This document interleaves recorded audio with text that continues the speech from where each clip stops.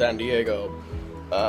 So what's happening today is we are on day 3, I guess technically speaking, of production on Sheet, but this is almost like a reshooting because just a lot of the things that we shot, not that it was bad, it's just like we came up with some new ideas and wanted to, you know, make it the best film possible. So here we are awake early on a Sunday morning, you know, about to shoot. And last night we basically did like a whole run through of I'd say the more complex camera passes and whatnot.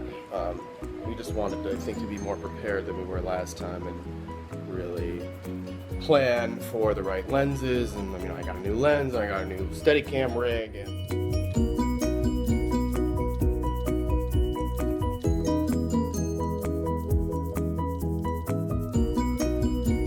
you know, came up with a story with obviously like the input of a lot of other people, well, not a lot of other people, but other people, including Antoine and our cinematographer, and yeah, we kind of like just put this idea together. I wrote a script. You know, we didn't spend all that much time because it's like relatively simple. So I directed the film, but I also produced the film.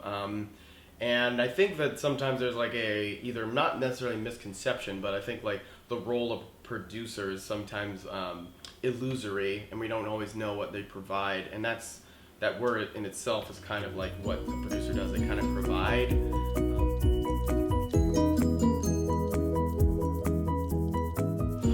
Alright. It's called Sheet. It's a goddamn movie. Hopefully it's not terrible. Faded. Interior apartment, my room, during the day. A blank computer screen. The cursor blinks continually, waiting. Words appear. As if he's being watched.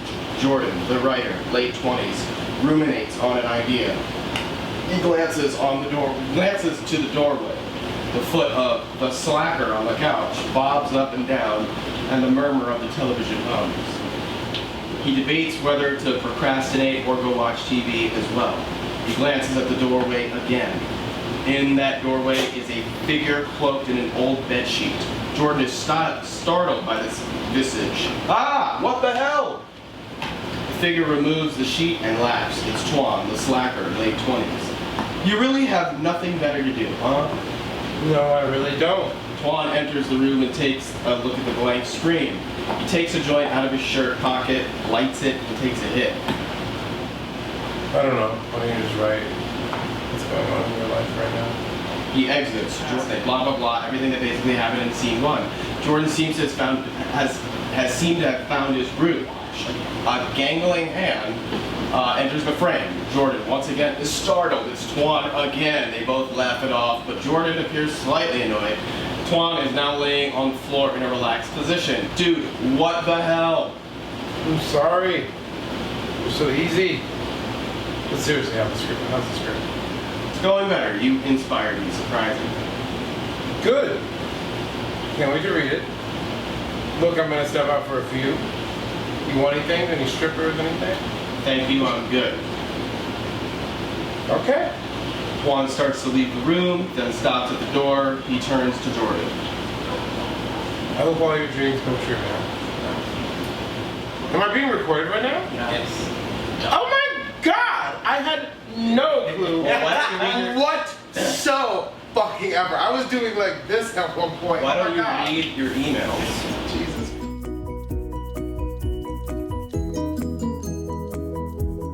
Aside being more or less just a creative consultant, bouncing off ideas between the various cast members and crew members, I guess my main job was to make sure the camera is relatively stable. Yeah, the cinematographer.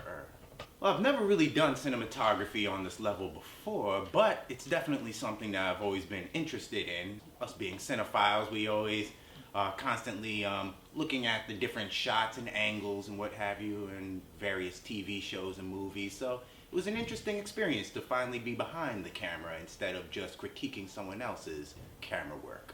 There was no real style that I was imitating or trying to recreate. I was more or less trying to harken back to the understanding of framing things and just keeping everything. If something is on one side of the person, then there should be a relatively equal distance between an object on the other side of them so that they're properly framed. Unless we're trying to have a bit more emotional or eerie kind of shot, then we might put the person off-centered and have the background be the actual center of the shot, and the person is just sort of moving throughout it in a more organic fashion, I suppose.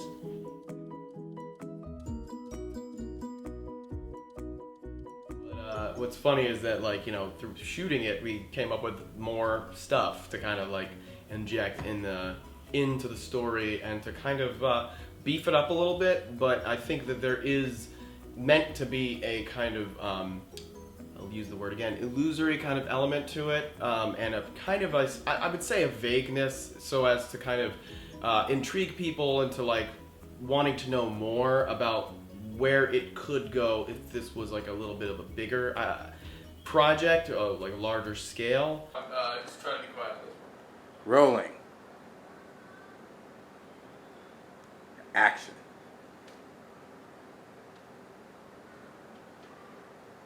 The last short film that I directed, I purposefully opted out of acting in it because I just wanted to focus on the directing and the kind of cinematography stuff. So this one, it was just, I really did want to act in it. I felt like the character of kind of like a caricature of me, of being like a really uptight like writer guy, you know, was fun to play. My hopes for the film are that people watch it, that they are also intrigued by the premise, which is, you know, metafiction. I love metafiction. I love, you know, movies or stories that kind of take a look at the medium that they're in itself. So the movie sheet is about movies. It's about the process of making movies and how frustrating and difficult and extraneous it can be. And, you know, the irony, the dramatic irony of our movie here is that basically all of that frustration leads to basically summoning like a kind of malevolent presence. I wouldn't even say it's like an evil spirit. It's more of like a trickster, I'd say. So that's really what it's about. It's like a metaphor for kind of like the frustrations of writing. The fun of this project, of like this story, is that it doesn't take itself too seriously. Like it's built off of like kind of a prank and like this prankster kind of thing. Hence the demon kind of being a prankster himself. So it all kind of like in a weird way like adds up into like this like little creature at the end, you know? So the whole thing was great and a lot of fun. A lot of work too. Scene one, take one.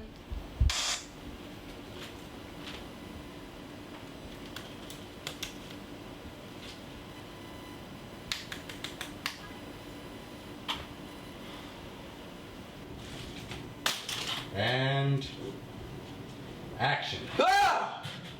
Dude, what the hell? I mean, you have anything better to do? No, I really don't. That was unnatural. How's your script coming? Keep it rolling. Can we just keep it rolling? Okay. Rolling. Sheet, scene one, convo Antoine, close up, take one.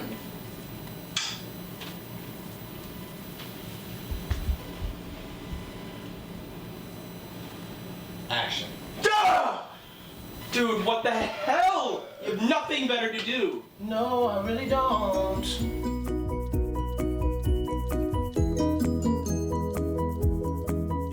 It was an interesting experience working with Antoine. What's funny about it is, like, you know, Antoine was definitely instrumental in the like early concept of the movie, because I mean, like, literally, you know, I'll be working in my room and he like literally does that, and then I literally go like this and like beat his ass to death.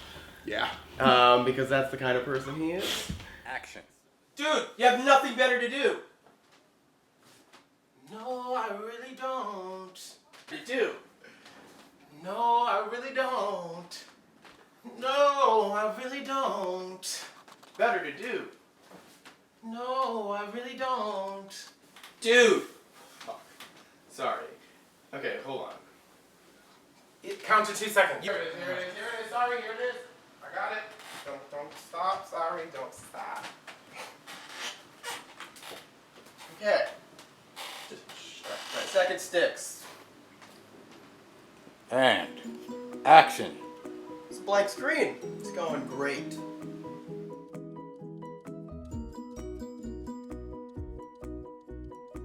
That was one of my favorite parts of the whole project, is really like kind of exploring our own mythology that we were creating. And you know, I looked up like a whole bunch of names and like kind of almost the dossier of like of these demons, like in kind of Judeo-Christian lore.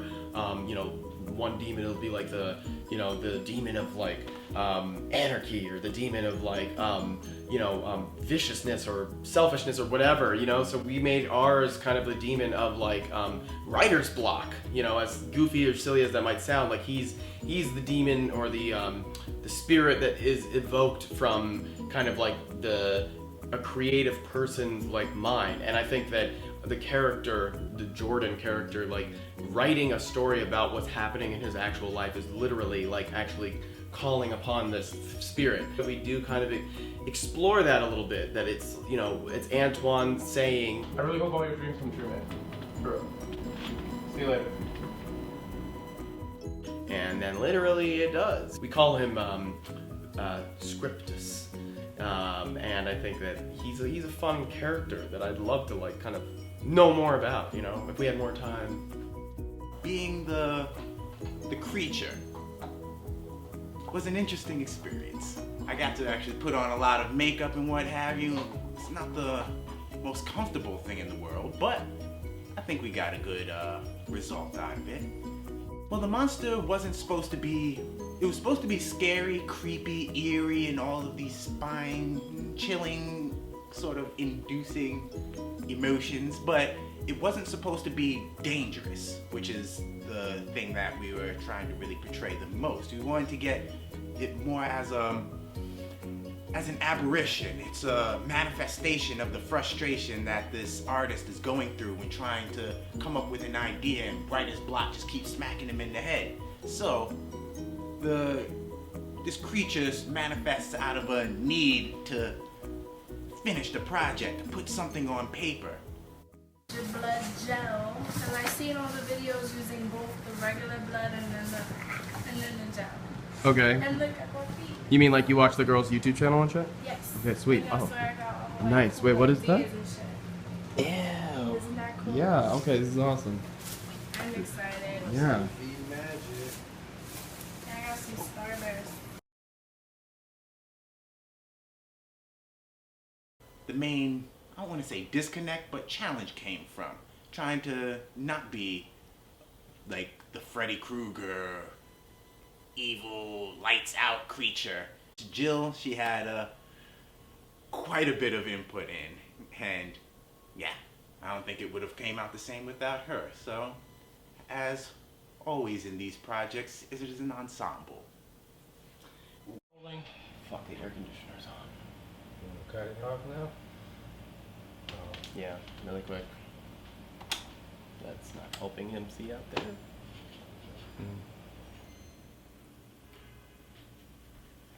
This should be the last one, because now we realize. Okay, take 12. Action.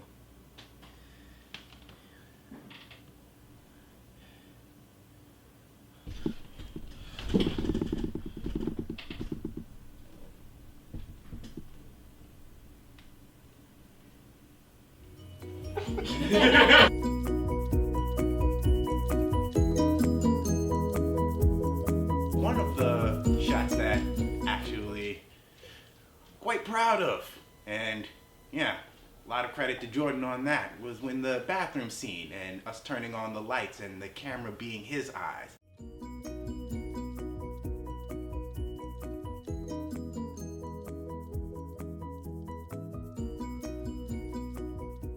He had originally brought it up to me, and I shot down the idea as being something that's completely, no, we can't do that. There's not enough space. We don't have the right lens or anything.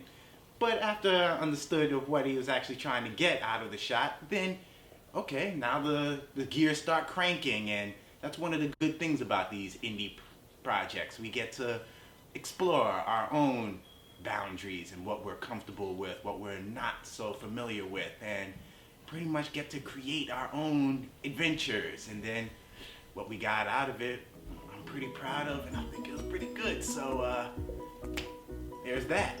It's this weird like middle ground between like work and play. I feel like making a movie or making any kind of like art.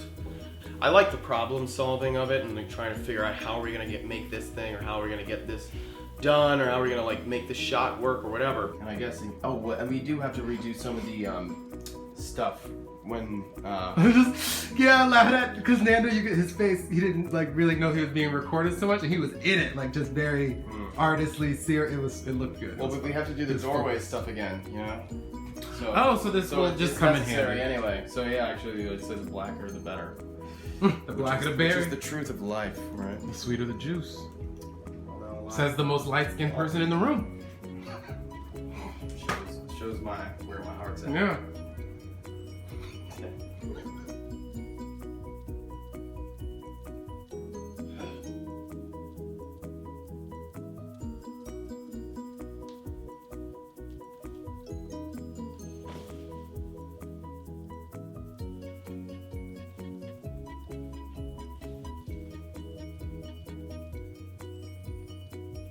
Well, in any project, it's always a collaboration, and as the project continues to go on, there's going to be small hiccups or ideas that get brought up but don't necessarily get used.